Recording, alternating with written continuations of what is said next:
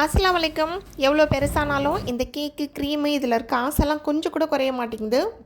Dessert cup ரொம்ப சூப்பராக செஞ்சிடலாம். அதுக்கு விப்பிங் க்ரீம் எடுத்து வச்சுருக்கேன். இந்த பவுலையும் அப்புறம் நம்ம பீட் பண்ண போகிற பிளேடையும் ஒரு மணி நேரத்துக்கு ஃப்ரிட்ஜில் வச்சு எடுத்துக்கோங்க.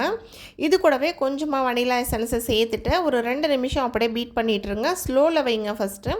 அதுக்கப்புறமா சுகரை நல்லா பவுட்ரு பண்ணிவிட்டு தேவையான சுகர் சேர்த்துக்கலாம்.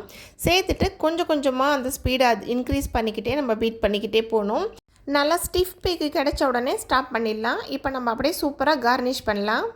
ஒரு கிளாஸில் ஃபஸ்ட்டு க்ரீம் போட்டுக்கிட்டேன். அது கூடவே ஃப்ரூட்ஸு சேர்த்துருக்கேன். இந்த எடுக்கிற ஃப்ரூட்ஸ் ரொம்ப புளிக்காத ஃப்ரூட்ஸாக எடுத்துக்கோங்க. நான் வாட்டர் மெலனும் கிரேப்ஸும் எடுத்திருக்கேன். சாப்பிட்றதுக்கு நல்லா டேஸ்ட்டாகவும் இருக்கும். அப்படியே வாயில் அழகாக கடிப்படும். ஸோ அதனால் இந்த மாதிரி லேயராக சேர்த்துக்கோங்க. இது சாப்பிட்றதுக்கு அவ்வளோ டேஸ்ட்டாக இருக்கும். ரெடி பண்ணிவிட்டு ஃப்ரிட்ஜில் ஒரு மணி நேரம் வச்சுட்டு சாப்பிட்டிங்கன்னா சும்மா டேஸ்ட் ஆஹான்ட்டு இருக்கும். ட்ரை பண்ணி பாருங்கள். பாய்.